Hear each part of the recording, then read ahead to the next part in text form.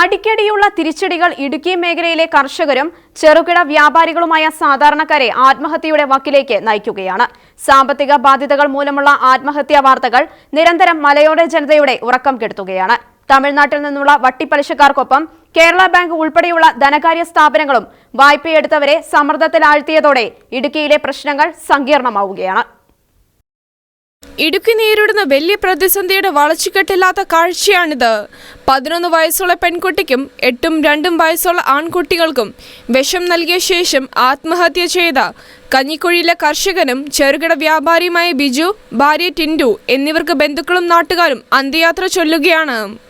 ഇടുക്കിയിലെ ദുരിതത്തിലായ നിരവധി കുടുംബങ്ങളുടെ പ്രതീകം മാത്രമാണ് ബിജുവും ടിൻഡുവും. ഇടുക്കിയിലെ പ്രധാന സാമ്പത്തിക സ്രോതസ്സായ കാർഷിക മേഖലയുടെ തകർച്ച ഒട്ടേറെ കുടുംബങ്ങളെയാണ് ബാധിച്ചിരിക്കുന്നത്. വന്യജീവി ആക്രമണവും പരിസ്ഥിതി പ്രശ്നങ്ങളും വിലയിടിവും തുടങ്ങി ഒട്ടേറെ പ്രതിസന്ധികൾ കടന്നു വന്നതോടെ കാർഷിക രംഗവും കടുത്ത തകർച്ചയിലേക്ക് നീങ്ങുകയായിരുന്നു. തമിഴ്നാട്ടിൽ നിന്നും വട്ടിപ്പലിശക്കാർ തൊഴിലാളികൾക്കും ചെറുകിട കർഷകർക്കും പണം അമിത പലിശയ്ക്ക് നൽകിയ വായ്പ തിരികെ പിടിക്കുവാൻ ആരംഭിച്ചതോടെ ആത്മഹത്യകൾ തുടരുകയാണ്. ബാങ്കുകൾ വേണ്ട വിധത്തിൽ സഹകരണ സ്ഥാപനങ്ങളടക്കം വേണ്ട വിധത്തിൽ ആളുകളെ സഹായിക്കുന്നില്ല എന്നുള്ളതാണ് അതിനകത്ത് ഏറ്റവും പ്രധാനപ്പെട്ട കാര്യം. അതുകൊണ്ട് ഇത് അടിയന്തരമായി പോലീസിന്റെ ഭാഗത്തു നിന്നൊക്കെ ഈ തമിഴ്നാട്ടിൽ നിന്ന് വരുന്ന ആളുകളെ നിയന്ത്രിച്ചില്ല എങ്കിൽ നമ്മുടെ നാട്ടിൽ ആത്മഹത്യ വളരെയേറെ വർദ്ധിക്കും. ഇപ്പോൾ കഴിഞ്ഞ ദിവസം കഞ്ഞിക്കുഴിയിൽ ആത്മഹത്യ നടന്നിട്ടുണ്ട് എന്ന് പറഞ്ഞതുപോലെ നമ്മുടെ ബാക്കിയുള്ള ഇടുക്കി ജില്ലയുടെ വിവിധ ഭാഗങ്ങളിൽ ആത്മഹത്യ പെരുകുമെന്നുള്ള കാര്യത്തിൽ സംശയമില്ല. ജില്ലയിലാകെ കേരള ബാങ്ക് അടക്കമുള്ള സഹകരണ പ്രസ്ഥാനങ്ങൾ മാർച്ച് മാസമായപ്പോൾ വായ്പക്കാരെ ഭീഷണിപ്പെടുത്തി ലോൺ പുതുക്കുന്ന തത്രപ്പാടിലായിരുന്നു. നെടുങ്കണ്ടം, തൂക്കുപാലം പ്രദേശങ്ങളിൽ വിവിധ കർഷകരുടെ കടപ്പാടം യാതൊരു നോട്ടീസും നൽകാതെ സർഫാസി ആക്ട് പ്രകാരം ഏറ്റെടുത്തതായി നോട്ടീസ് പതിച്ച് കേരള ബാങ്ക് ജപ്തി നടപടികൾ തീവ്രമാക്കിയതായും ആരോപണമുണ്ട്. 13 വർഷങ്ങൾക്ക് മുമ്പ് ഇടുക്കി ജില്ലാ സഹകരണ ബാങ്ക് ആയിരുന്നു.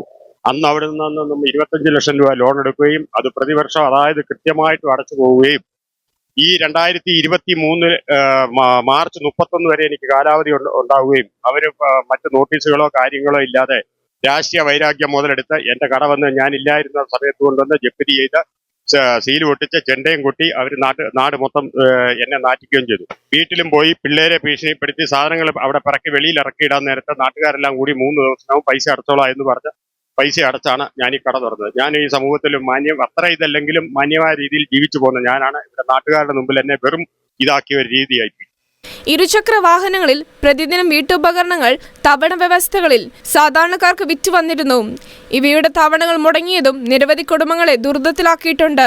മാത്രമല്ല ഇത്തരം വ്യാപാരങ്ങൾ നിരവധി ചെറുകിട വ്യാപാരികളെയും ദുരിതത്തിലാക്കി.